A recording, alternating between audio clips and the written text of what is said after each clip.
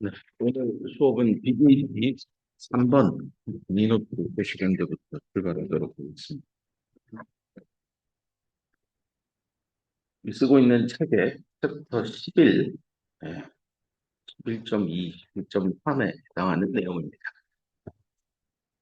BJT의 이상적인 트랜지스터로서의 동작에 대해서 설명을 마쳤고 이후에 베이스가 좁아지면서 어떤 일들이 생기는지를 지난 시간에 다루었습니다. 향후 배우게 될 현대 반도체 제품의 핵심 부품인 모스 FET의 쇼 채널 이펙트라고 하는 것과 어, 비교할 수 있는 현상에 대해서 지난 시간에 설명을 했고요. 오늘은 그 BJT 트랜지스터에서 좀 더 이제 난 아이디어란 효과들이 무엇이 있는지 설명하고 나아가서 어, 현대 쓰고 있는 마던 BJT 스트럭처에 대해서 얘기하고 AC 특성까지 그게 베이스 트랜지 타임 컨셉이 나오는데 여기까지 하면 끝납니다. 가봅시다. BJT는요, 앞에서 설명한 대로 PN 접합의 연장판입니다. 그래서 PN 접합의 학습 그 순서를 떠올려 보면 이상적인 다이오드 방정식을 찾은 다음에 포워드 바이어스를 더 세게 걸면 리버스 바이어스를 더 강하게 인가하면 무슨 일이 생길까요?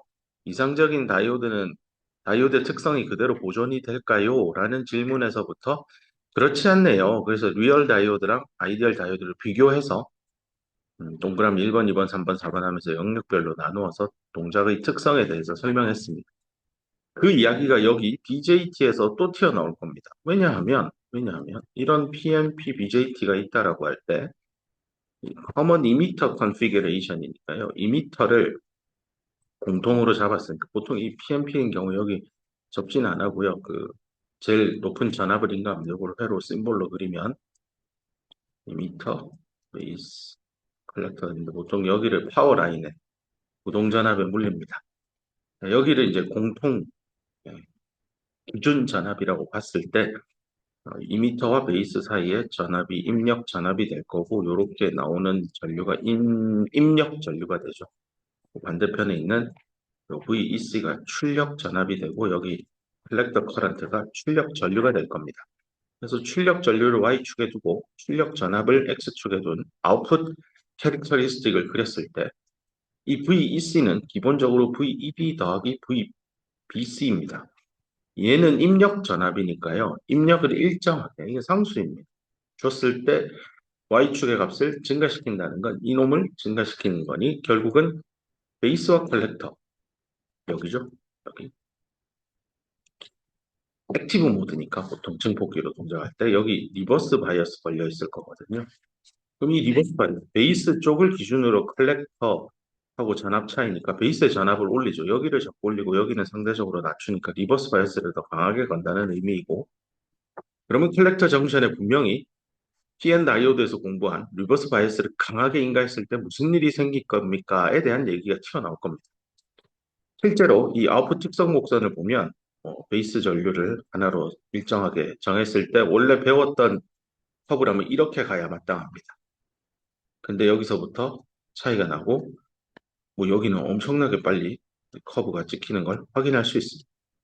도대체 이 녀석들 왜 이렇습니까? 베이스 전류를 좀 더 올린 건 역시 우리가 배운 대로 따르면 이렇게 일정한 게 아이디얼, 이게 아이디얼한 저기 BJT의 아웃풋 특성 곡선인데 이렇게 좀 슬롭이 생긴다고 했죠. 이거 얼리 전압 기억나죠? 지난 시간에 했던 거. 그건 좋은데 그럼 이렇게 가면 되는데 그마저도 더 올라갑니다. 뭐 이쪽은 더 가파르게 올라갑니다. 왜 이럴까? 그 힌트는 우리가 이미 학습한 PN 다이오드에 리버스 바이스를 걸면 어떤 일이 생깁니까? 인데요. 기억을 더듬어 보면 브레이크다운이라는 얘기가 위에 제목에도 있죠. 떠오를 겁니다. 그래서 이 PN 다이오드에서 나왔던 브레이크다운은 아마 에벌렌치 브레이크다운이 떠오를 겁니다. 여기서 그 터널링은 언급을 안 하는 이유가 여기 N과 여기 베이스의 N타입하고 컬렉터의 P타입이 양쪽이 다 이렇게 진하게 도핑하면 이거 BJT로 동작하는데 꽝입니다. 2m를 진하게 도핑하고 컬렉터는 연하게 해야 된다고 앞에서도 얘기했습니다. 고로 터널링 그 브레이크다운 현상은 여기서 논의의 대상이 아닙니다. 한쪽이 진하고 한쪽이 연하니까 원사이디드 PN 접합이니까 네, 에벌렌치만 생각하면 됩니다. 그래서 에벌렌치 브레이크다운이 일어나겠구나 하나 확인할 수 있을 거고 여기서 하나 이제 새로운 용어가 나옵니다. 이 펀치 스루라고 하는데 단어를 생각해 보면 펀치니까 한 대 얻어 어, 두들겨 패다죠. 스루니까 관통하는 거죠. 어딜까를 생각해 보면 베이스입니다. 베이스. 베이스를 한번 기억을 떠올려 보면 이게 이제 PNP가 될 텐데 여기 좀 지나고요. 이미터 베이스 컬렉터인데 우리가 이 컬렉터 정션은 리버스 바이어스를 걸죠. 근데 지금 여기 출력 전압을 계속 올리면 생기는 현상에 관심이 있다는 거니까 여기 컬렉터 전압에 얘를 올리는 거니까 컬렉터 전압 여기에 리버스 바이어스를 계속 세게 인가하면 요 공핍층은 계속 증가할 겁니다. 그러면 요쪽에 이미터 베이스는 포워드 액티브 모드니까 일정하게 요 VEB가 일정하니까요. 변하지 않을 거고 여기 있는 이놈이 계속 안으로 들어올 겁니다. 계속 들어온다라고 가정하면 공핍층이 여기 안까지 다 들어오니까 달리 얘기하면 quasi neutral region of base는 없어집니다. 베이스 영역의 QNR 영역이 사라진다는 것의 의미가 무엇인지를 BJT 공부한 걸 다시 떠올려 보세요. 이렇게 홀이 들어와서 QNR 영역을 통과한 다음에 공핍층 안에 들어오면 드리프트 되어서 넘어온 다음에 컬렉터에 도착합니다. 여기 이 컨비네이션 되는 그 QNR 영역이 아예 물리적으로 사라지기 때문에 무슨 일이 일어날까? 다 사라지는 여기 아래쪽 그림을 보면 여기 좀 진하게 내가 공핍층 그렸고 여기 연하게 공핍층 그렸는데 둘이 만나버리면 이 내부에 전체 전기장 존재 들어가면 쭉 갑니다. 디퓨전이라는 컨셉이 사라집니다. 그러면서 전류는 덜 흐를까요? 덜 흐를까요? 이런 얘기들로 갈 겁니다. 그럼 그 펀치 스루, 그러니까 공핍, 그 관통해서 가버리는 거죠. 베이스의 QNR 영역이 사라지는 그런 일을 좀 자세히 그린 게 이제 다음 슬라이드에 나오는데 보면 펀치 스루 이 도대체 뭡니까? 이 컬렉터 베이스, 컬렉터 정션 쪽에 여기죠. 여기가 물리적인 접합면이죠. 네, WB라고 썼죠. WB는 베이스의 물리적인 폭이라고 앞에서 강조했었습니다. 여기가 이제 컬렉터고, N타입이 베이스고, 2m인데, 얘는 일정하단 말이에요. 근데 컬렉터 베이스의 전압을 리버스로 강하게 때리는 거죠. 이 말은 BJT에서 다시 강조한 대로 여기 출력 전압이 매우 높은 영역에 들어갔을 때 왜 전류가 이렇게 가파르게 증가하느냐 이 얘기를 하는 겁니다. 이 얘기를 할 때요. 크게 두 가지로 설명을 합니다. 이게 좀 가파르게 증가하기 직전의 모습과 그 이후의 모습으로 나누는데요. 그 이후에 이렇게 올라가는 거는 보통 사람들이 이제 요거는 이제 진짜 브레이크 다운이 일어난 현상, 에벌렌치 브레이크 다운하고 연관되어서 설명할 거고요. 요 부분에 좀 생각보다 많이 흐르는 예를 펀치스루 현상이다라고 나누어서 설명할 겁니다. 그래서 두 가지 물리 현상이 거의 동시다발적으로 일어나긴 하는데 먼저 우세하게 일어나는 게 펀치스루이고 그 다음 자연스럽게 에벌렌치 브레이크 다운으로 넘어갈 겁니다.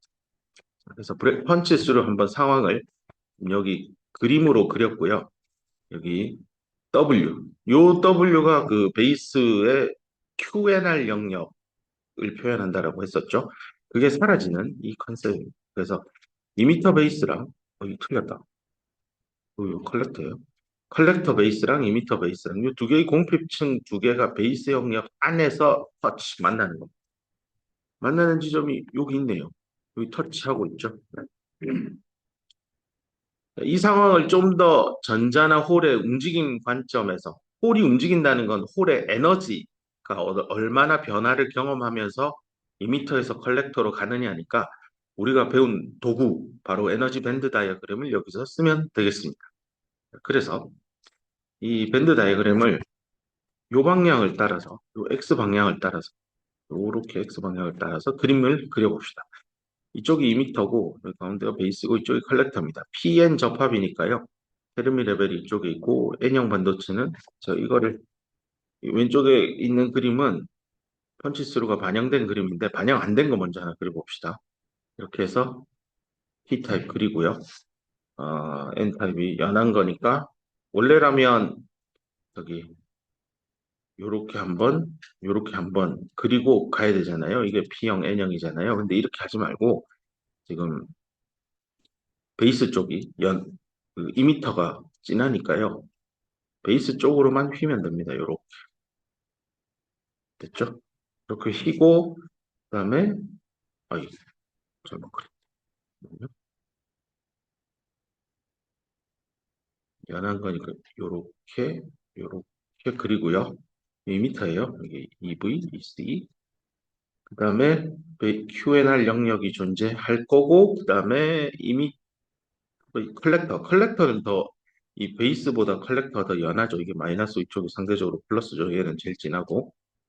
그러면 이쪽이 이제 B타입이 연하니까 T형 쪽에 연한 거. 그러면 얘는 이렇게 올라가는 것만 이렇게 남겠네.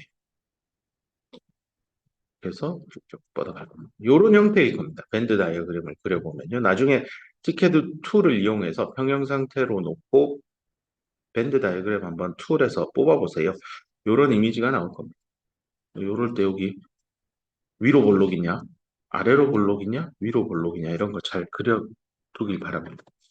근데 지금은 공부해야 되는 게 이제 요 VBC를 계속 올려서 VEC의 출력 전압을 계속 올리게 되면 여기는 상수죠. 이렇게 될 때 밴드 다이어그램이 어떻게 될까인데 뭐 당연히 내려가는 방향이 플러스 전압이라고 했죠. 베이스를 더 저기 낮추면서 컬렉터를 더 들어 올리면 됩니다.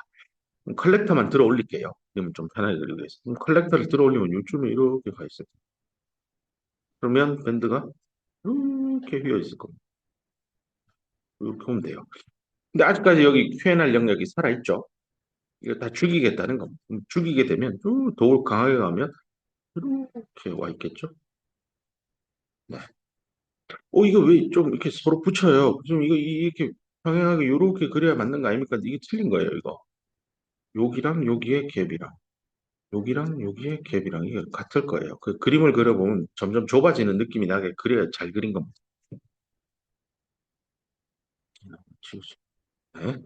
그다음 요게 이제 펀치수로 요 W가 0이 그 지점이죠. 그 다음에 어떻게 될까를 한번 상상해 보라. 그다음에 뭔 일이 일어날까요? 밴드 다이어그램을 그리면 실제로 어떻게 되냐면 그리고 요렇게 해서 쫙 올라갑니다. 얘도 요렇게 한 다음에 여기서부터 쫙 올라갈 겁니다. 이게 지금 빨간 거에서 파란 거 하나 올라가고 그다음 파란 거로 올라간 다음에 초록색까지 초록색 짝으로 올라갔습니다. 이렇게 될 때 한 가지 재미난 현상은 어, 볼까요? 여기 있는 이 홀이 느끼는 에너지 장벽은 파란색일 때는 요만큼이었어요. 이 홀이 요만큼의 장벽을 넘고 가서 네, 컬렉터까지 갈 수 있습니다. 2m에서 방출이 되는 거죠, 홀이.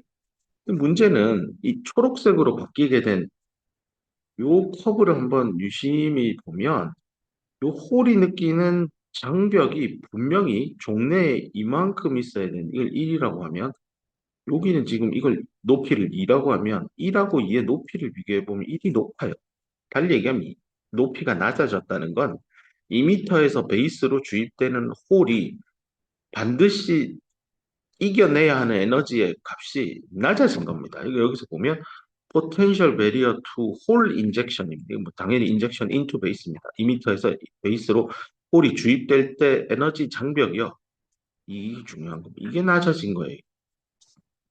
왜 낮아졌냐? 베이스 QNR이 0이 돼서 그런 일이 생긴 겁니다. QNR이 살아 있었으면 2m와 베이스 사이의 그 에너지 장벽, 내가 1번이라고 표현한 이 포텐셜 베리어는 요 VBC, 얘가 아무리 올라간들 1번 장벽은 안 변해요. 영향을 받지 않는다고요.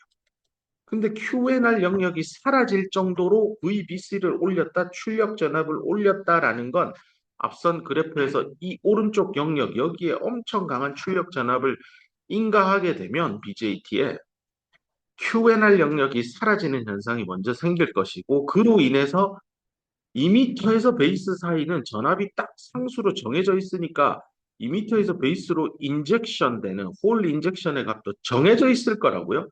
그러나 VBC가 너무 강하기 때문에 1번 장벽 값이 2번 장벽 값으로 낮아지면서 사실상 유효하게 VEB 값이 더 세게 걸려서 홀 인젝션이 2m에서 베이스로 더 쉽게 가는 상황. 달리 얘기해서 포텐셜 배리어가 무너지는 현상이 생깁니다. 그럼 이게 의미하는 바가 뭐냐? 내가 입력 전압을 세게 간 적이 없어요. 나는 상수로 유지했는데 출력 전압을 높였더니 입력 전압이 높아지는 유효한 효과가 나는 거죠. 이러면 이상적인 트랜지스터가 아니죠. 출력단의 전압이, 네. 아니, 출력 전류나 이런 것들이 제3의 터미널하고 상관없. 제3의 터미널인 요 놈에 의해서만 결판나야 되는데 내가 입력한 요 제3의 터미널 나랑 직접적인 이해관계가 있는 전압이죠. 즉 IC 값은 VEC의 함수면 안 된다고 했잖아요. 절대 이런 관계는 안 됩니다라고 했는데 그런 관계로 변질되어 가죠. 저항스러워진다는 뜻입니다. 네. 그래서 결과적으로 여기 나오죠. 그러므로 출력의 전류가 증가해 버립니다. 왜냐하면 홀 인젝션 되는 포텐셜 장벽이 낮아져서 보다 쉽게 여기 있는 홀이 보다 쉽게 쑥 하고 들어갈 수 있습니다. 그럼 전류값은 늘어납니다. 그러니까 2미터 이피션시가 좋아지게 된다는 얘기하고도 비슷합니다. 그렇죠? 그래서 여기에 이렇게 동글동글하게 그려진 이유가요. 예, W가 0이 되어서 평평한 영역이 아예 없이 예, 그 아래로 볼록 한번 네, 그다음 위로 볼록 한번 요게 이제 만나서 둥글둥글해지면서 장벽이 낮아지는 그런 현상들을 보여주고 있습니다. 그다음 펀치스루에서 더 강하게 이제 전압을 가해보자라는 겁니다. 여기 오른쪽 위에 있는 그림을 보면 이게 2미터 베이스 컬렉터고요. 요 이제 베이스하고 컬렉터 사이의 전압을 이제 더 세게 걸어서 리버스 바이스를 더 강하게 가하면 이번에 포커싱 두는 거는 요 홀 장벽이 요렇게 낮아지게 된다라는 거는 펀치스루에서 얘기했고 뭐 여기는 이제 펀치스루가 안 일어나게 Q&R이 살아있는 그림이 올라가 있긴 한데 결국 다 없어지겠죠. 이렇게 둥글둥글해지면서 요 에너지 장벽은 낮아지는 모습이 나올 겁니다. 근데 지금 여기서 관심 가지는 건 이 에너지 장벽이 더 낮아지기 전에 여기에 요 컬렉터 정션 쪽에 요 에너지 밴드 밴딩은 더욱더 가팔라지기 시작할 겁니다. 밴드 다이어그램 PN 접합에서 접합면에 여기에 밴드 밴딩이 극심하게 일어난다라고 하면 떠오르는 난 아이디어란 효과가 바로 에벌렌치 브레이크 다운일 겁니다. 그래서 홀이 하나 여기 들어가기만 하면 이 내부의 전기장이 너무 강하기 때문에 EHP를 대동해서 홀 하나 넣었는데 홀 두 개 나오고 둘이 또 짝을 발생 EHP 만들어서 4개 되고 8개 되고 16개 되고 그런 일이 일어날 겁니다. 그래서 여기 순서대로 한번 살펴봅시다. 홀이 2m 있는 겁니다. 주입이 돼요. 베이스로 0번입니다. 요거죠 0번. 요렇게 들어가죠. 요거는 뭐 공부한 대로 VEB 2m 베이스에 포워드 바이어스를 걸어서 2m에서 베이스로 홀을 쏴줍니다. 그 다음에 그 홀들은 이제 베이스 컬렉터 정션에 의해서 여기 요 구간이죠. 밴드 밴딩이 일어난 요 공간을 통과해서 결국 컬렉터까지 잘 도착할 겁니다. 그래서 여기 있네요. 홀이 0번이 요렇게 가서 여기 온다라는 얘기입니다. 근데 여기서 이 하이픈된 걸 보면 몇몇의 홀은 베이스 컬렉터 공핍층 안에 있는 거. 요 2번 요런 겁니다. 1번 요런 놈. 요런 놈은 충분한 에너지를 가진대요. 충분한 에너지 이 앞뒤 바꿔야 된다 이거. 오류다 오류. Have energy enough to generate EHP입니다. EHP를 발생시킬 만큼 충분한 에너지를 가진다고 했으니 요 1번 네모 박스에 요겁니다. 요 에너지 로스가요. 카이네틱 에너지 잃어버리는 에너지가 밴드갭의 1.5배 이상 될 겁니다. 왜냐하면 밴드가 확 휘어 있기 때문입니다. 왜 밴드가 휘어요 하면 이거 이미 VBC를 많이 가했잖아. 출력 전압을 지금 굉장히 높은 곳에 인가해서 이런 조건을 만족할 만큼 밴드가 휘어 있는 겁니다. 어디서요? BC 디플리션 영역 안에서. 그랬더니 학습한 대로 꽝 하고 부딪히면 일렉트론 홀 페어를 만들어냅니다. 그래서 여기 일렉트론 하나 만들어지고 요 밑에 홀이 하나 만들어집니다. 그래서 1번에서 2번 단계가 생기고 그럼 홀이 하나, 둘 분명히 여기서 한 마리 들어갔는데 여기 두 마리 나오는 이런 에벌렌치 현상이 생깁니다. 자, 그러면 이번엔 제너레이티드 된 일렉트로니까 여기 있는 요 놈입니다. 요 놈도요. 여기 오르막 방향으로 전기장이 있으니까 여기가 플러스 전기, 여기 마이너스니까 마이너스 플러스 전압을 향해 왼쪽으로 이동할 겁니다. 그럼 충돌, 포논 스캐터링이건 뭐 아이오나이징 풀 스캐터링이건 언젠간 충돌 나면 여기 에너지 있고 또 가속 운동하고 에너지 있고 가속 뭐 이렇게 해서 움직일 겁니다. 결국은 휩쓸려 가죠. 빗자루질 하듯이 싹 휩쓸려서 베이스 안으로 갈 겁니다. 요 구간이죠. 베이스로 들어온다는 겁니다. 들어오고 나서 그 다음에 4번 프로세스. 왜 이미터하고 베이스는 포워드 바이어스가 걸려 있잖아요. 그러니까 들어오면 전자가 쉽게 이 장벽이 지금 여기 그림은 좀 높게 그려져 있는데 거의 없기 때문에 쉽게 들어갈 수 있습니다. 그래서 이미터로 빠집니다. 근데 이렇게 전자가 원래 여기 4번에 표시된 이 전자는요. 원래라면 존재하지 않았어야 돼요. 요 오른쪽에 있는 요 부등식을 만족했기 때문에 컬렉션 그 접합에서 EHP가 생겼고 그놈이 2m까지 기어 들어온 거예요. 이게 현상적으로 보면 분명히 나는 홀 하나 넣어줬어. 그게 베이스 QNR 영역에서 리콤비네이션 되지 않고 잘 왔어요. 뭐 물론 몇 놈은 죽겠죠. 리콤비네이션 되어서. 잘 왔단 말이에요. 와서 이렇게 콩콩콩 하고 갔으면 끝나는 일인데 이 부등식을 만족할 만큼 출력 전압을 높여놓으니까 EHP가 컬렉터 정션에 생겼고 그러다 보니까 홀은 뭐 두 개, 네 개, 여덟 개 되면 계속 가겠죠. 컬렉터로. 다만 컬렉터의 전류가 올라가겠지만 홀이 많아져서 뭐 그건 좀 이따 설명하고 이 전자가 생겼는데 이 전자의 역할이 뭐냐? 이렇게 스위핑돼서 와서 결국 2m에 와요. 2m에 마이너스 전자가 계속 쌓인다는 건 요게 내려가는 전압이잖아요. 플러스 전압. 마이너스 전압이 인가되는 효과가 나요. 포워드 바이어스를 PN 방향에 걸었는데 P형 쪽에 뭐 이게 하여튼 간에 전자가 하나 더 들어오는 겁니다. 전자가 하나 들어온다는 건 야, 나는 요걸 일정하게 유지해야 되니까 그럼 너 때문에 나 홀 하나 더 갈래 하고 보세요. 주입이 된 일렉트론이 뭘 초래하냐면 홀, 2m에서 베이스로 방출되는 홀을 하나 더 유인하게 됩니다. 여기 있던 놈이 여기까지 왔으니 야, 씨, 나도 갈래 하고 서로 이끄는 이런 일들이 생깁니다. 그래서 다시 0번의 일이 일어납니다. 다시 여기서 출발합니다. 그럼 다시 위로 올라가서 이러고 해서 또 옵니다. 그리고 또 갑니다. 이러고. 이 일이 계속 일어나면요. 이런 걸 이제 피드백이 걸린다라고 합니다. 내부적으로 피드백이 걸려서 전류가 와장창 흐르게 됩니다. 그래서 여기 밑에 보면 임팩 아이오나이제이션 요거는 요 위에 있는 요 부등식을 설명하는 거죠. 반도체 물리 시간에 설명을 많이 했었고 P&I도 공부할 때도 공부했었습니다. 그래서 컬렉터 정션 쪽에서 생성이 된 EHP가요. 추가적인 홀 플로우를 컬렉터 안으로 만들어 줍니다. 이거 이제 다시 I.E. that is 다시 말하면 캐리어가 증폭되는 겁니다. 내부적으로 internally amplified 되는 현상이다. 이렇게 보면 되겠습니다. 여기까지 해서 출력 전압을 무지하게 높였습니다. 출력 전류가 와장창 흐른다고 하는데 도대체 무슨 메커니즘이 그 안에 있었습니까? 그 얘기를 네, 설명했습니다. 이 다음 슬라이드부터 이제 포워드 얘기입니다. EB잖아요. 2m 베이스 쪽에 낮은 전압을 그러니까 이게 스몰 포워드 인가된 PN 다이오드 얘기입니다. 그럴 때 뭔 일이 일어날까 얘기를 하겠습니다. 한 5분만 잠깐 쉬겠습니다.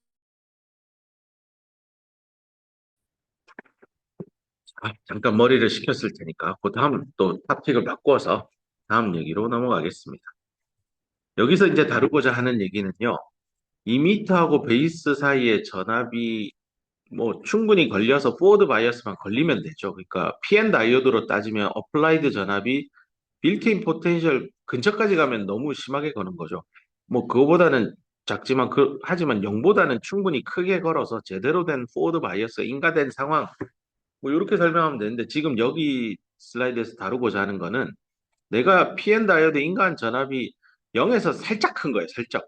그러니까 거의 0인데 0보다 조금 더 큰, 뭐, 그 정도. 그러니까 스몰 포워드 바이어스가 인가됐을 때, 이 BJT 동작에 무슨 일이 있을까? 이 얘기를 하는 겁니다. PN 다이오드 공부할 때 그 스몰 포워드 바이어스 걸리면은 리콤비네이션 커런트 때문에 다이오드 방정식에서 계산한 전류값보다는 측정한 값이 조금 더 나옵니다라고 하면서 그 포텐셜 장벽을 미쳐 넘지 못한 P형 쪽의 홀과 N형 쪽의 전자가 공필층 안에서 리컴비네이션 되면서 전류 성분을 만들어냈었었죠. 그 얘기 지금 여기서 할 겁니다. 이상적인 트랜지스터 해석이라면 이미터 정션, 2미터 베이스죠. 컬렉터 정션, 베이스 컬렉터 정션입니다. 이 두 개의 정션 내에서 리컨비네이션 제너레이션, 특히 내부의 공필층 안에서 자연스럽게 상온 300켈빈에서 생기는 일렉트론 홀 페어 있겠죠. 그놈들이 만들어내는 리컨비네이션 제너레이션 커런트는 무시할 겁니다. 왜냐하면 이상적인 해석이고 지금 우리 공부하는 트랜지스터라는 게 BJT이기 때문에 PN 접합 두 개 붙인 거니까 PN 다이오드 역시 이상적이다라고 보면 공핍층 안에서 리컨비네이션 제너레이션 전류는 없다라고 가정했었던 게 다이오드 방정식 풀 때도 그 가정을 썼었거든요. 똑같은 가정을 쓴다라는 얘기입니다. 하지만, 이게 벗입니다. 하지만 실제는 이상적으로지 않는 난아이디얼하게는 이미터 에피션시 한번 떠올려 보면 앞에서 학습한 게 이미터 에피션시는 이미터 총 전류 중에 PMP 기준으로 이게 만약에 NPN이었으면 아마 이 위에 자리에 IEN을 써야 될 겁니다. 주인이 전자니까. 자, 우리 PMP로 지금 계속 공부하고 있으니까 요렇게 들어가. 요 밑에 있는 IE는 홀에 의한 전류와 전자에 의한 전류일 겁니다. 여기 식을 가만히 쳐다보면 그래 여기 있고 여기 있네. 근데 얘는 왜 갑자기 나왔어요? 이게 IRG가 이게 뭡니까? 근데 요게 이제 감안을 해야 됩니다. 언제? 로우 VEB일 때. 즉 리컨비네이션 커런트를 요 값이요. 여기 흐르는 요 IP, IN하고 요 덩어리하고 요 덩어리하고요. 비등비등한 거죠. 비등비등하기 때문에 얘를 그냥 무시할게요. 아이디어하게 해석합시다라고 말하기에는 얘가 좀 커요. 그러니까 1 더하기 1분의 1 이렇게 하는 거랑 10의 2승 더하기 1분의 1 하는 거랑 이 차이예요. 요럴 때는 야, 이 뒤에 있는 더하기 1 무시하면 안 될 것 같은데? 그 얘기를 하는 거고 충분히 포워드 바이어스를 걸어서 전류가 잘 흐르면 여기 뒤에 더하기 1 없어도 돼. 이 얘기입니다. 그래서 요때는 아이디얼 해석이 맞지만 이때는 리얼리스틱하게 저 IRG, 리커미네이션 제너레이션 커런트를 감안해서 이미터 이피션시를 계산해야 된다는 얘기입니다. 그래서 이미터 이피션시를 제대로 쓴 겁니다. 여기 더하기 IRG를 반드시 넣어야 됩니다. 우리가 앞서 공부할 때 뭐 나쁘게 얘기하면 우스갯소리로 내가 여러분한테 사기친 겁니다. 여기 리커뮤니케이션 제너레이션 있음에도 불구하고 야 없다고 합시다. 하고 이미터 에피션시 식은 요래요. 이겁니다. 라고 강조한 겁니다. 근데 실제는 이게 있다는 거죠. 그래서 그 얘기를 여기 담고 있는 거고요. 밑에 있는 얘기 읽어보면 그래서 액티브 모드, 포워드 뭐 액티브 모드로 동작하는 경우에 하지만 스몰 VEB니까 입력 전압이 낮을 때입니다. 트랜지스터를 증폭기에 꽂고 바이어스 전압을 인가한 다음에 스몰 시그널을 입력단에 붙여가지고 DC 위에 AC 실어서 출력단에서 스몰 시그널인 입력 신호를 확 베타배만큼 키운다고 증폭기 설계하는 때 배웠을 겁니다. 문제는 그 BJT에 바이어스를 걸어줄 때 DC 전압을 너무 작게 걸어주면 무슨 일이 생기냐면 이제 너멀 리컨비네이션 커런트가 뭐 할 것 같아요. 우세한 성분이 됩니다. 베이스 전류. 요 더하기 IRC 해라는 1 더하기 1의 2 더하기 1은 꽤나 우세합니다. 앞에 있는 1하고 비교했을 때 꽤 큽니다, 비중이. 그 말은 뒤에 이 분모에 IRG가 들어가기 때문에 우리가 학습한 이미터 에피션시 감마 값은 생각보다 낮다는 겁니다. 언제요? 스몰 VEB일 때 이미터 에피션시가 훼손된다는 겁니다. 거꾸로 얘기하면 VEB 제대로 가해라라는 뜻입니다. 이미터하고 베이스 사이의 포드 바이어스는 액티브 모드로 동작시키고 싶으면 충분히 세게 가해라라는 뜻입니다. 이 충분히 세게가 요겁니다. 그 0보다 VA를 월등히 키우되 빌트인 포텐셜보다는 작게 이 정도 값입니다. 그럼 이제 여러분 머릿속에 그 5단, 6단 써서 이미터를 10에 20승하고 베이스를 10에 18승하면 대충 빌트인 포텐셜 얼마인지 요거는 0.6 나오고 얘는 86, 48, 0.48이니까 한 1볼트 잡으면 0하고 1 사이니까 한 대충 한 0.6볼트 정도 인가하면 제대로 설계한 걸 겁니다. 근데 괜히 얘를 한 0.99볼트 이렇게 가지는 말고요. 또 그렇다고 0. 그 파워 소모 좀 줄여보겠다고 0.05볼트 이렇게 너무 약하게 보드 바이어스 가지 말라는 겁니다. 파워 소모는 줄이지만 이미터 에피션시가 훼손되어서 결과적으로 헨스 뭐라고요? 증폭이 잘한대요. 베타 값, 감마하고 연관돼 있잖아요. 다 훼손돼요. 이거 쉽게 말하면 내가 지금 마이크를 써서 내 목소리를 증폭시키고 있잖아요. 근데 이 마이크에 DC 전압 220V에 꽂혀 있잖아요. 그 220, 물론 삼성 전압이고 뭐 어려운 얘기로 가야 되지만 어쨌건 일정한 배터리를 끼는 무선 마이크라고 하면 무선 마이크의 배터리 값이 서서히 떨어진다고 생각해 보세요. 아마 뭐 어디 세미나나 특강 들으러 가면 갑자기 마이크가 꺼지죠. 왜 그렇죠? 하면 마이크에 배터리가 나가는 거죠. 배터리가 나가니까 증폭이 안 되죠, 목소리가. 배터리가 나갔다는 의미가 이겁니다. 이미터 에피션시가 줄어든 겁니다. 입력 전압, 이 VEB 값이 로우 배터리 돼서 입력이 떨어지니까 증폭 기능, 베타 값, 감마 값 다 훼손받는다. 이렇게 이해해도 되겠습니다.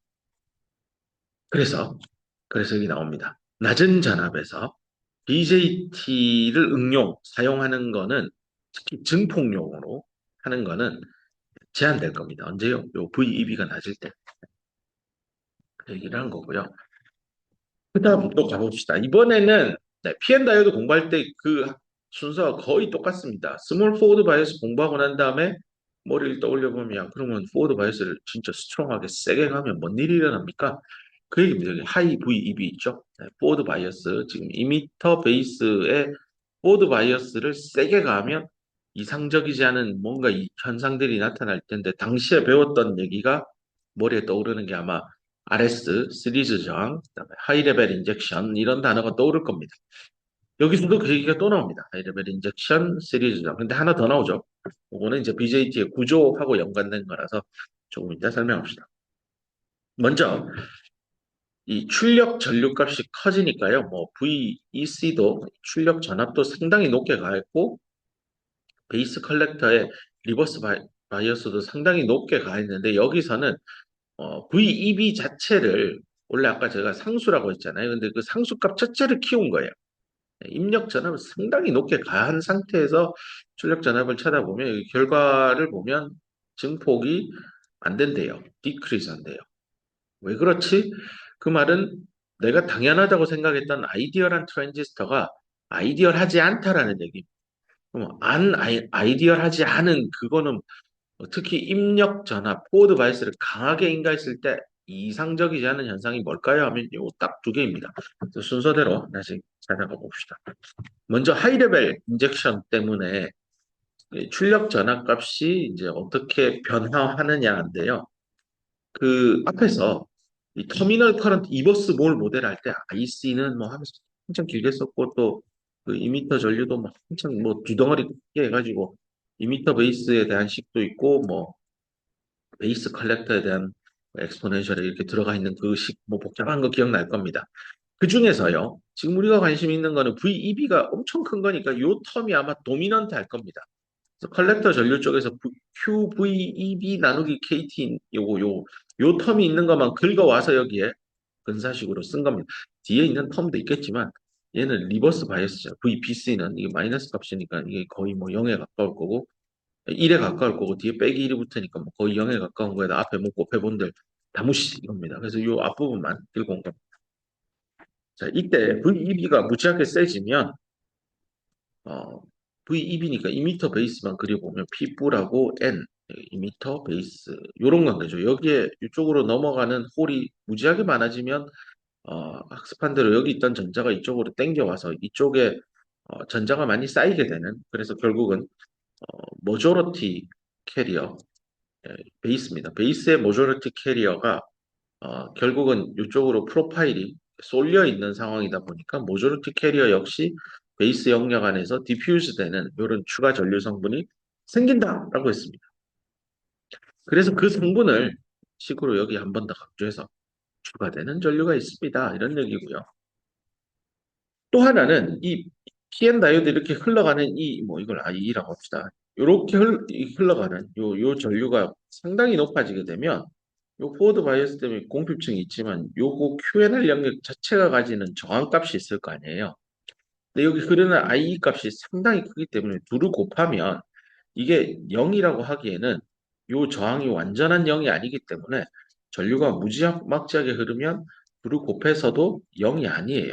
그 말은 여기에 I와 R의 곱은 전압차라는 컨셉이고 전압차라는 건 내가 VEB를 가했다는 건 요 끝에서부터 여기까지 전압인데 그거는 항상 요 공표층 안에 다 들어간다라고 했는데 요 QNR 영역 사이의 저항, 이 델타 V 전압차가 무시할 수준이 아니면 내가 VEB를 가했지만 실제 포워드 바이어스에 쓰이는 VEB 프라임이라고 할까요? 얘는 내가 인간 VEB랑 달라요. 뭐랑 같느냐? VEB에 더하기 9 QNR 영역의 전압차 델타 V만큼 넣어줘야 된다는 거. 자, 저렇게 델타 V가 들어왔다는 거니까 이렇게 쓸 수 있겠네요. VEB의 정션에 진짜 제대로 인가된 전압, 내가 인가한 전압은 VEB하고 이거 IE라 써도 되고 IB라 써도 되는데 뭐 베이스 쪽을 따져보면 이렇게 책은 이렇게 쓰고 있습니다. 그래서 2m 베이스 사이에 요게 이제 2m 베이스 사이에 그 뭐라고 색대로 볼티지 어크로스 2m 베이스 정션입니다. 그거의 값이고 여기에 IR 드랍까지 해야 제대로 된 내가 인간 이건 이제 어플라이드 볼티지 어크로스 2m 엣지하고 2m 엣지 투 베이스 엣지 뭐 이렇게 표현하면 되겠네요. 네. 그래서 우린 여태까지 요거가 이꼴 VEB랑 같다라는 생각을 했는데 실제 강한 출력 전압이 인가되고 강한 VEB가 인가되는 순간 요 IR 드랍 델타 V를 무시하지 말라라는 얘기입니다. 그러니까 여기 내가 인가를 뭐 0.5V 했지만 실제 정션에 인가되는 건 한 0.4V밖에 안 된다. 그런 얘기입니다. 이제 마지막으로 그 VEB를 굉장히 세게 인가했을 때 BJT에서 일어나는 난아이디어라는 효과 중에 이건 PN 다이오드에서는 학습하기 힘들었던 얘기죠. 이거는 구조에서부터 오게 되어 있는데요. 이게 이제 P타입이라고 합시다. P타입 실리콘, 뭐 P타입 서브스트레이트라고 합시다. 여기 위에다가 그 P 플러스 PMP 할 겁니다. P 플러스를 만들고 그 위에 금속을 깔아서 전기 신호를 주면 2m가 될 겁니다. 그 다음에 이렇게 해서 N타입을 만들면 이게 이제 외부의 전기 메탈하고 베이스 신호를 주려면 여기 N 플러스 기억나죠? MS 컨택 만들 때 이렇게 진하게 도핑을 해서 만듭니다. 그러면 P불 N 그 다음에 컬렉터 여기 메탈 전극 받고 컬렉터 이렇게 낍시다. 여기는 당연히 이게 P타입 기판이니까 P 플러스로 도핑을 해줘야 될 겁니다. 자, 이렇게 했을 때 전류가 어떻게 흐르느냐를 살펴보면 이 밑에서 이렇게 전류 나와서 N으로 간 다음에 그죠? 뭐 베이스 전류는 이렇게 해서 빠져나가겠죠? 그 다음에 컬렉터 쪽으로 이렇게 흘러서 이렇게 빠져나갈 겁니다. 우리는 이런 전류의 흐름에 큰 저항이 없다라고 생각했는데 VEB 값을 굉장히 강하게 인가하기 시작하면 여기 출력단에 흐르는 전류도 상당히 높아지게 될 거고 그럼 여기서부터 뻗어나오는 전류 값이 상당히 많아집니다. 전류가 많아진다는 건 이쪽으로 이렇게 튀어나오는 전류가 이제 굉장히 좁은 데서 이렇게 문 열고 와르르르 사람이 쏟아져 나오는 그런 컨셉이라고 본다면 써줄게요. 생각보다 높은 higher density of current 어디냐면 엣지입니다. 엣지가 한두 개가 아니죠. 이쪽에도 있고 이쪽에도 있죠. 이게 지금 3차원으로 그렸으면 저 뒤에도 있을 겁니다. 곳곳의 그 엣지 쪽에서 그렇죠? 엣지 오브 2m 2m의 여러 엣지 쪽에서 꽤 상대적으로 높은 밀도를 가진 전류 성분들이 뭘 만들 거냐면 리서치 어떤 현상을 만드냐면 첫 번째 저기 이겁니다. localized 히팅입니다. 이게 전류가 원활하게 빠져나가면 지역적인 열 발생은 없는데 지금 BJT 구조 자체가 베이스 이미터를 굉장히 작게 만들고 베이스 안에 품에 안기게 만들다 보니까 엣지가 생성될 수밖에 없는 디바이스 구조를 가지고 있어요. 그럼 그 엣지에서 홀들이 방출이 될 때 엣지는 보세요. 내 엣지를 이렇게 그려보면 엣지가 아닌 이런 곳은 이렇게 홀들이 있어 그냥 나가면 돼요. 근데 여기 엣지에 있는 놈은 야 나도 갈래 나도 갈래 하면 서로 여기서 충돌이 일어나요. 그래서 이런 엣지 쪽에서는 나가는데 좀 제한이 있어요. 서로 인터랙션이 커요. 이렇게 라인에 있는 놈들은 그냥 지갈 길 가면 돼요. 근데 이렇게 엣지에 있으면 나도 갈래 나도 갈래인데 여기서 근데 이쪽으로 하면 얘도 일로 가다 충돌도 나고 이 엣지 쪽에서 하여튼 간에 이 전류의 밀도 값이 단위 면적당 전류가 이렇게 나가는 걸 보면 이쪽은 하여튼 좀 복잡해요. 뭐 제대로 나가기 어려워요. 자, 이럴 때 충돌이 일어나서 국지적인 히팅이 일어나고요. 히팅이 일어난다는 건 머릿속에 아, 열 받으면 저항값 늘죠. 레지스탄스 값이 늡니다. 저항이 는다라는 거는 출력 전류의 손실로 이어질 거. 그래서 이 그림을 그려보면 VDE라고 해볼게요. VEB라고 하죠. PMP. 입력 전압이 높아질 때 출력 전압을 그럼 이게 이제 뒤에 나중에 건멜 플랫이 될 건데요. 뒤에 설명해 줄게요. PLOT. 건멜 플랫을 그린 건데 입력 전압분의 출력 전류입니다. 이제 로그 스케일로 전류가 가서 그림이 이렇게 가야 되는데 이게 이제 훼손됩니다. 전류가 덜 흐른다고. 나는 입력을 충분히 준 줄 알았더니 출력 전류는 그만큼 안 나와요. 전류가 왜 안 흐르지? 저항이 늘어서 그래요. 왜 저항 늘어요? 엣지 쪽에서 히팅 현상 때문에 저항값이 늘어서 전류가 훼손됩니다. 그래서 이렇게 전류값이 떨어지는 이유가 여기 커런트 크라우딩 현상도 있지만 뭐 앞에서 배운 HLI 시리즈 저항 다 HLI, RS 값, 그다음에 커런트 크라우딩 이런 물리 현상들이 동시다발적으로 어, 하이 VEB 입력 전압을 너무 높이면 생각보다 출력 전류가 내가 예상한 값만큼 안 나오고 그거보다 낮은 값만큼만 나옵니다. 이게 펜드라이브 공부할 때 포드 바이스 세게 걸면 전류가 진짜 잘 나올 줄 알았는데 생각보다 많이 안 나온다는 그 얘기랑 같은 얘기입니다. 그래서 좀 전에 예고한 대로 건멜 플랫에 대한 얘기를 해봅시다. 이 건멜 플랫이라고 하는 거는 어, 그 사람 이름입니다. 네. 입력 전압이고요. 이 IC는 출력 전류입니다. 이, 이거는 저기 다른 책에서 가져온 그 천민우 교수님 책에 있는 그림이라서 그분은 이제 MPN으로 설명을 해서 이게 VB인데요. 우리 공부한 대로 따지면 뭐 VEB라고 봐도 되겠습니다. 이 경우에 출력 전류 값을 여기 IC를 파란 색깔 컵으로 그렸죠. 보면 일직선으로 예쁘게 잘 나옵니다. 문제는 이렇게 전류값이 생각보다 원래라면 이렇게 가야 되는데 덜 나오죠. 요거 좀 전에 설명했잖아요. 하이 레벨 인젝션, 뭐 시리즈 저항, 커런트 크라우딩 때문입니다. 이 책에서는 이제 베이스 전류도 동시에 이 건멜 플랫 안에 그렸습니다. 내가 입력 전압이 얼마면 베이스 전류는 얼마다 알 수 있으니까 동시에 그린 건데 여기서 IB와 입력 전류와 출력 전류의 이 비율이 증폭 비율이죠. 베타 DC라고 썼죠. 그래서 이 베타 DC가 이렇게 표현되는 걸 확인할 수 있습니다. 가만히 보면 IB가 이렇게 VB가 올라가면 IB도 당연히 증가하겠죠. 포워드 바이어스 P&W에 주면 전류 많이 흐르니까. 이게 서로 패러렐하게 두 개의 평행 곡선이 되면 베타 값은 일정하게 잘 유지될 겁니다. 달리 얘기하면 내가 BJT라는 트랜지스터를 증폭기 안에 활용하려고 소자를 설계를 했는데 그 소자는 증폭기로서 동작을 잘 해야 됩니다. 입력되는 전압의 범위가 얼마이건, 출력 전류 값이 얼마이건, 증폭되는 증폭률을 일정하게 유지하는 게 증폭기의 핵심 기술 인덱스 중에 하나라고 한다면, 이게 베타가 계속 유지되면 좋겠는데 문제는 그렇지는 않아요. 이 베타 값이 훼손되죠. 또 이쪽도 보면 그렇지는 않아요. 베타 값이 줄어요. 그죠? 여기도 보면 베타가 줄어요. 여기가 주는 이유는 IB가 늘어서이고요. 그러니까 이게 바로 스몰 VEB가 배웠잖아요. 스몰 포워드 바이어스가 인가됐을 때 이 생각보다 리컨비네이션 제너레이션 커런트 무시 못하니까 IB가 원래 요만큼만 오를 줄 알았는데 생각보다 더 오르죠.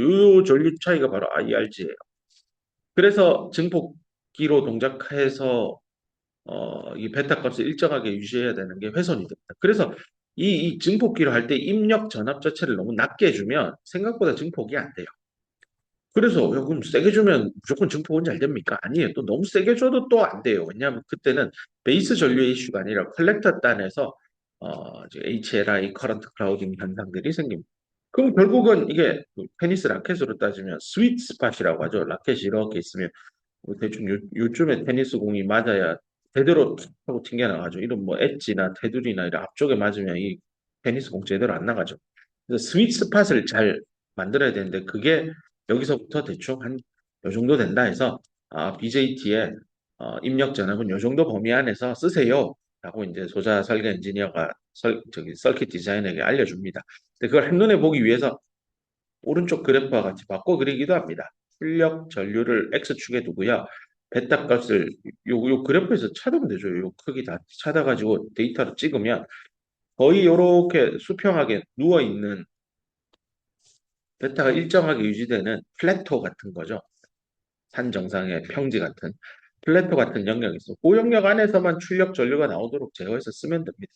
괜히 이런 쪽이나 이런 쪽으로 가면 베타 전류는 특히 많이 흘리니까 파워 소모는 그죠? 파워는 많이 쓰는데 증폭은 안 되는 이런 최악의 디자인 회로 설계를 하게 되는 거죠. 소자도 이렇게 그럼 소자하는 사람 입장에서는 이 스윗 스팟을 최대한 늘리는 그런 디바이스 설계를 해주면 되겠죠. 네, 뭐 테니스 라켓으로 따지면 라켓 엣지에 체인스볼이 맞아도 스윗 스팟에 맞는 수준으로 여기 엣지 단에 뭐 테니스 그 뭐 이거 강도를 높인다든지 뭐 해서 라켓을 디자인할 수 있겠죠.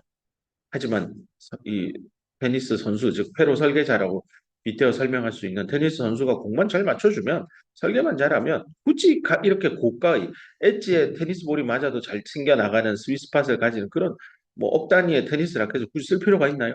그냥 한 만 원짜리 테니스 라켓을 쓰더라도 테니스를 굉장히 잘 치는 프로 선수들은 도구에 구애받지 않고 잘 치죠. 마찬가지입니다. 서킷 디자이너도요. 디바이스가 어떻고 내가 몇 나노 테크를 쓰고 그것과 상관없이 설계를 잘하면요. 어, 제조 공정하고 상관없이 설계 잘해서 칩 성능 뽑아내시는 엔지니어들도 있습니다. 근데 거꾸로 또 도구가 좋으면 그분들에게는 날개를 달아드리는 거죠. 그래서 도구가 좋다라는 게 반도체 제조 공정에 이런 디바이스 설계를 잘해서 특히 요즘은 이제 고객하고 파운드리하고 이렇게 밀접하게 사업을 하다 보니까 각 고객사별로 맞는 소자 설계를 해주는 그런 세상으로 아마 하나하나 바뀌어갈 겁니다. 건멜 플랫에 대한 얘기를 했고, 건멜 플랫에서 항상 그다음 나오는 컨셉이 건멜 넘버입니다. 건멜 숫자의 들인데요. 숫자 들이니까 흉계가 아니구나라고 이제 짐작이 될 텐데요. 여기 뭐 이 슬라이드 한번 나오는 단어들만 봐도 베이스 건멜 넘버가 있고 2미터 건멜 넘버가 있으니까 이 건멜 넘버 쓰라고 하는 거는 베이스면 GB, 2미터면 GE 뭐 이렇게 하나보다라고 일단 머릿속에 넣고 하나씩 읽어봅시다. 먼저 유니폼하게 도핑이 된 베이스가 하나 있는 PMP, BJT가 있는데 베이스를 너무 진하게 도핑하지는 않아서 밴드갭 내로잉 현상까지는 고려하지 않는다라고 합시다. 이 말은 뒤에서는 밴드갭 내로잉을 활용할 만큼 베이스에 뭔가 바꿔보자라는 겁니다. 한번 상상해 보세요. 베이스에 밴드갭은 실리콘이니까 112, 1.12 일렉트론볼트잖아요. 근데 그걸 바꾼다? 와, 이거 어떻게 바꾸지? 어떻게 바꾸지? 뭐 여러 방안이 있는데 그 중에 하나가 실리콘 대신 실리콘 절메늄을 쓰면 되죠. 뭐 이렇게 하면 밴드갭 낮아질 겁니다. 절메늄은 0.66이니까요. 믹스드 되어 있는 사족 컴파운드 화합물이죠. 넘버 4, 4 컴파운드, 그러니까 3호족 화합물이 아니라 4족, 4사족 그 화합물 반도체가 될 겁니다. 이 실리콘 절메늄은 현재 CMOS 공정 기술에서 가장 널리 쓰이는 화합물 반도체 소재라고 보면 됩니다. 모스 FET의 소스 드레인에 반드시 들어가는 물질이죠. 그다음 여기서 하나 더 상상해 보면 그러면 2미터 베이스 컬렉터 구조로 가실 때 이 베이스 영역 안에 실리콘 절메늄을 써서 밴드갭을 줄일 수도 있지만 만약에 이쪽 편하고 이쪽 편, 즉 2미터 근처는 실리콘 절메늄의 비율을 절메늄을 한 0.7 주고 실리콘 0.3. 이 컬렉터 쪽은 실리콘을 거꾸로 0.7을 주고 절메늄을 0.3. 이러면 밴드갭이 X에 대한 함수로 밴드갭 베이스 영역이 바뀌겠죠? 이렇게 설계하면 또 무슨 일이 생길까? 근데 이게 뒤에 나오는 HBT라고 하는 소자입니다. 헤테로 정션 바이폴라 정션 트랜지스터. 이거는 이제 초고속 소자입니다. 고속으로 동작 스위칭을 해야 될 때 이 기술이 들어. 현재 실리콘 모스펫으로 구현 가능한 대역대는 한 600MHz 언저리가 일반적입니다. 물론 뭐 논문에는 1 테라헤르츠도 구현해냈다라고는 하지. 기가헤르츠인데 요 정도 거의 상한이가 600, 700, 뭐 좋게 보면 800인데 테라헤르츠 대역대는 아직까지 CMOS 실리콘 소자가 점령하지 못했어요. 근데 테라헤르츠 대가 쓰이는 핵심 영역 중에 뭐 여러 개 중에 하나가 여러분 이제 미국에 입국할 때 되면 양손을 위로 팔 위로 번쩍 들고 뭔가 하나 윙 하면서 내 몸을 한 바퀴 돌면서 몸에 총이 있는지 칼이 있는지 확인할 때 그 테라헤르츠를 쓰면 이 옷감을 뚫고 들어가서 몸에 무슨 물질인지 다 보이거든요. 그래서 요 영역대에 쓰이는 반도체 칩들이 필요한데 실리콘으로 아직 못 만들고 있어요. 왜냐하면 실리콘 소자가 테라헤르츠에 반응할 만큼 스위칭 스피드가 안 나와요. 그래서 BJT가 아직 쓰이고 있는데 또 리서치 앤 디벨롭먼트 열심히 하면 이것도 해결할 거라고 나는 믿습니다. 딴 얘기는 그만하고 계속 봅시다. 그래서 잠깐요. 그래서 건멜 넘버를 이제 정의를 합시다. 요 케이스 가장 일반적이고 아이디어란 BJT라고 생각했을 때 베이스 건멜 넘버는 이렇게 정의할 겁니다. 뭐 이게 밑도 끝도 없이 왜 그러는데요 하면 뭐 정의니까 그냥 받아들여 하면 받아들이겠지만 이게 의미가 이겁니다. 건멜 넘버의 의미는요. 총 도우즈양 이 베이스 건멜 넘버니까 베이스 영역 내에 베이스니까 PNP면 N타입이라고 한다면 N형 반도체 안에 모조리티 캐리어니까 전자죠. 전자의 도우즈입니다. 단위 면적당 몇 개가 들어가느냐입니다. 결국 도핑 농도에다가 베이스의 폭, 그 QNR 영역 있죠. 그 폭 곱하면 됩니다. 그래서 베이스의 도핑 농도에다가 QNR 영역 폭을 곱한 게 바로 이게 도우즈 컨셉이고요. 걔를 뭘로 나눈다고 해요? 디바이드 바이 DB. 네. DB는 이게 베이스의 디퓨전 상수니까 항상 PNP는 마이너리티 캐리어 디바이스죠. 소스 캐리어 디바이스, PN 다이오드에 기반했으니까 PN 다이오드도 소스 캐리어 디바이스. 이 DB는 사실은 N형 반도체 소스 캐리어인 홀의 네, 디퓨전 컨스턴트입니다. 네, 이거 앞서 한번 설명했죠. DB, DE, DC 이런 거의 의미에 대해서 항상 농도는 PNP니까 있는 그대로 네, NB라고 하는 건 이게 ND 베이스가 될 거예요. 물론 엄밀히 따지면 도너도 있고 억셉터도 있으니까 근데 도너가 억셉터보다 높아서 이건 안 하기로 했죠. 그 의미들을 다시 곱씹고 네, 돌아와서 분모는 도우스, 밑에는 디퓨전 상수. 요거의 건멜 넘버의 실체다인데 이거 왜 이렇게 정했어요인데 뒤를 살짝 밑을 먼저 가보면 우리 그 이버스 몰 모델 할 때 IC, IE 구해가지고 둘이 빼가지고 베이스 전류 얻고 하는데 여기 뭐 하이퍼 사인 나오고 저렇게 식이 엄청 길잖아요. 크게 두 개의 항으로 나눠져 있었고 그거 이용해서 결국 이미터 베이 이피션시 베타, 알파 다 구했었단 말이에요.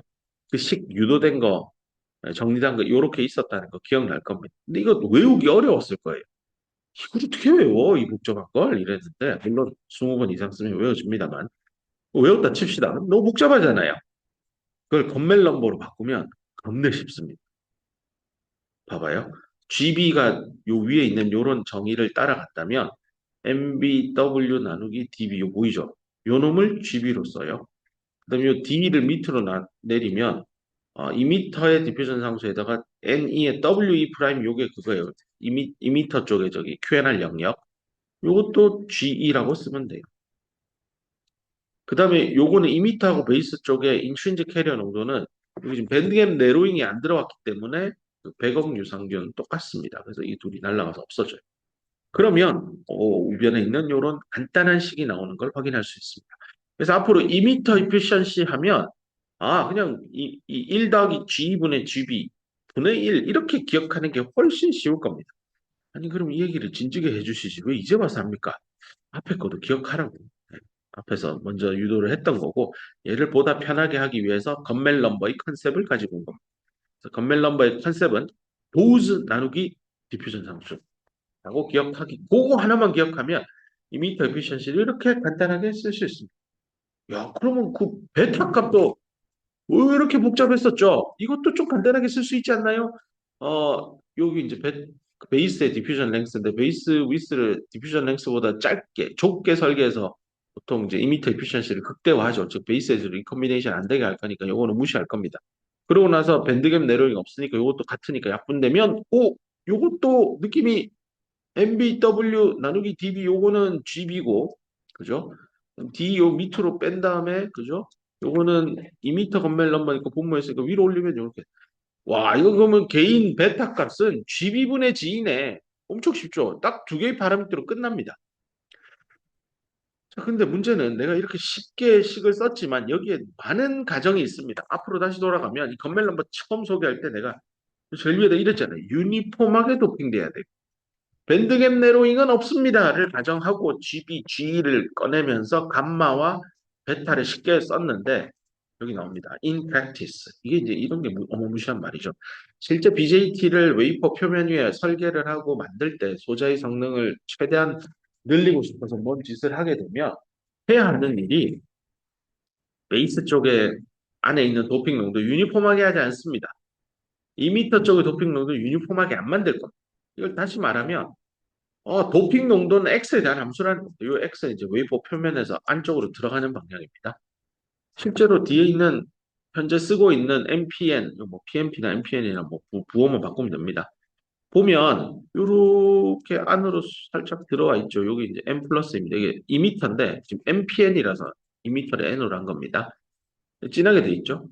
요겁니다. 요게 N 플러스 우리 공부한 PNP로 따지면 P뿔뿔 영역이라고 보면 됩니다. 되게 좁죠. 2m 엄청 좁게 설계되어 있어요. 근데 그 위에 하나 더 붙어 있어요. 그게 이제 M 플러스 폴리실리콘이죠. 그 실리콘 안 쓰지? 왜 폴리지? 폴리 쓰면 더 좋아요. 그것도 뒤에서 수업하겠습니다. 그다음 그 밑에 이제 NPN이니까 가운데 있는 P가 베이스 역할을 하죠. 네, 그 다음에 NPN 마지막 N이 여기 컬렉터가 있습니다. 여기가 핵심 파트예요. 이 부분이 NPN 영역의 핵심 파트인데 이제 주변으로 전압을 시그널을 주기 위해서 P 플러스 그다음에 여기도 N 플러스가 붙어 있죠. 근데 여기서 지난번에 한번 언급한 컬렉터의 도핑 농도를 낮추는 게 BJT 성능에 도움이 되는데 그러면 컬렉터의 저항이 커지잖아요. 그래서 저항의 병렬 연결은 작은 놈보다 작다. 이용해서 밑에다가 서브 컬렉터를 하나 달아놓은 겁니다. P타입 기판 위에 N뿔 서브 컬렉터도 요 N 컬렉터하고 패러럴하게 두 개가 붙어 있는 게 보일 겁니다. 뭐 느낌을 봐도 알겠지만 BJT는 생각보다 패브리케이션 할 때 생각보다 복잡합니다. 잠깐 보고 왔는데요. 여기서 요 핵심 파트 이쪽 가운데 코어 영역에 베이스와 이미터의 도핑 농도를 굳이 균일하게 할 필요는 없습니다. 표면에서부터 들어가면서 도핑 농도를 내가 바꿀 수 있습니다. 그렇다면 오늘 배웠던 그 건멜 넘버 GB, GE 이거를 사실 도우즈 나누기 디퓨전 상수예요. 도우즈는 NB에다가 폭을 곱한 거죠. 요 컨셉이에요. 근데 요게 X에 대한 함수니까 폭도 바뀔 거예요. 이렇게 적분 기호로 바꿔놓은 것밖에 없습니다. 근데 도핑 농도가 바뀌면 모빌리티 바뀌고 디퓨전 상수 바뀌니까 걔도 X에 대한 함수다. 그래서 일반화된 건벨 넘버를 쓴 겁니다. 이 얘기만 하고 마칩시다. 실제적으로 그러면 이걸 이제 뎁스 방향으로 여기 0이고 이쪽이 X 방향으로 들어가면 되게 웨이퍼 표면이에요. 실제로 2m 영역의 도핑 농도 요걸 NEX라고 할게요. 이렇게 진하게 도핑합니다. 실제 이렇게 균일하게 해서 뻑 떨어지는 이런 거 안 씁니다. 표면은 상당히 진하게 들어가면 갈수록 연하게입니다. 그다음 베이스 쪽은 요렇게 도핑합니다. 요게 이제 NB 엑셀에 대한 함수입니다. 그러면 2m 쪽에도 베이스 농도가 있네. 농도를 써요. 그러니까 2m가 이게 P형, N형이면 P형이지만 요 농도가 밑에 있는 N형 농도보다 월등히 높아서 요 NE 값은 원래 PMP라고 합시다. NA 빼기 ND로 해야 돼요. 근데 요 ND가 요 ND가 충분히 위에 있는 NA보다 낮아서 그냥 NA를 쓴 겁니다. 실제 도핑 때려보면 나중에 공정 수업 들어보면 알겠지만 도핑을 임플란테이션 기술을 써서 불순물을 잡아 넣으면 표면에서부터 아래쪽으로 가우스 분포를 따라서 이렇게 해서 이거 표면이라고 하면 이렇게 떨어지는 형태의 프로파일을 많이 만들 수 있습니다. 그게 제일 싸요.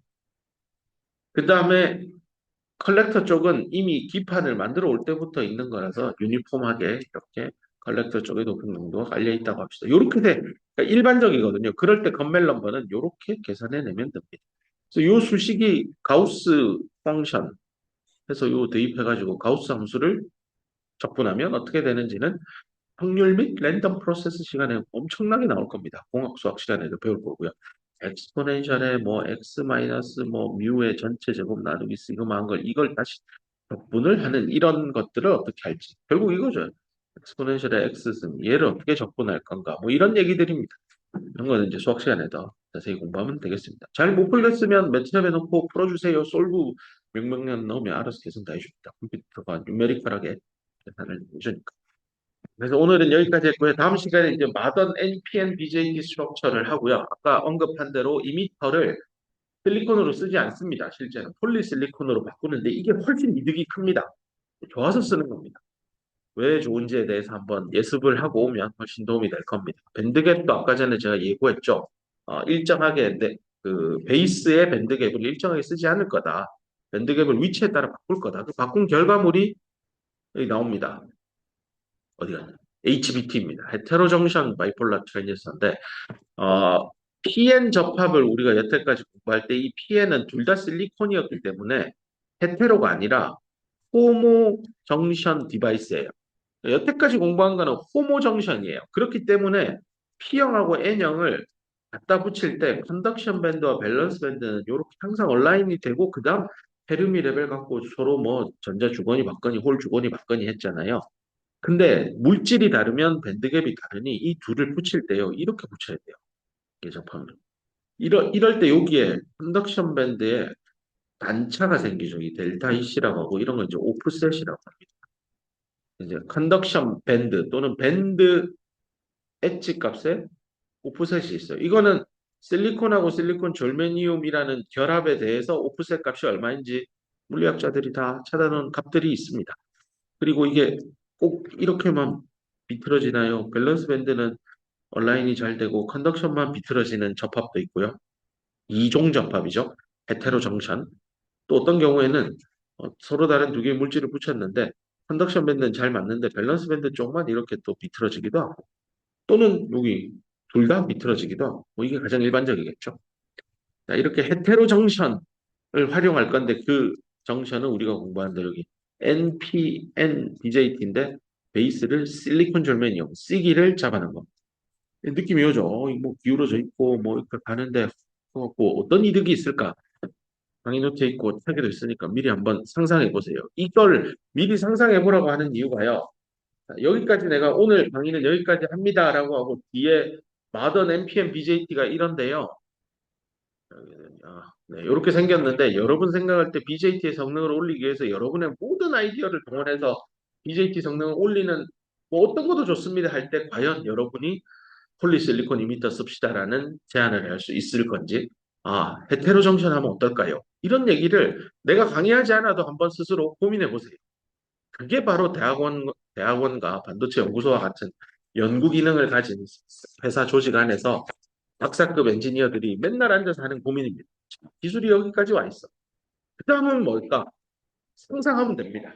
상상한 대로 썰을 풀어나가고 실험해서 맞으면 그게 신기술이 되고 그걸로 신제품이 나오고 새로운 시장을 개척해서 뭐 그게 AI에 쓰이면 AI 반도체로 최고 수준의 제품이 된다고 합니다. 아무튼 여러분이 대학원에 왔다라고 생각하고 또는 연구소에 들어가서 R&D 중에 R에 가까운 일을 한다라고 생각하고 한번 여태까지 배운 BJT 지식을 가지고 미래 BJT는 어떻게 해야 베타 값, 감마 값을 올릴 수 있을까? 한번 고민해 보세요. 그런 다음에 이 뒤에 있는 강의 노트를 한번 보고 다음 시간에 온다면 너무너무 훌륭한 학생이 될 것 같습니다. 그게 리서치이구나 하고 체감할 수 있을 겁니다. 오늘 수업은 여기까지 하겠습니다. 수고했습니다.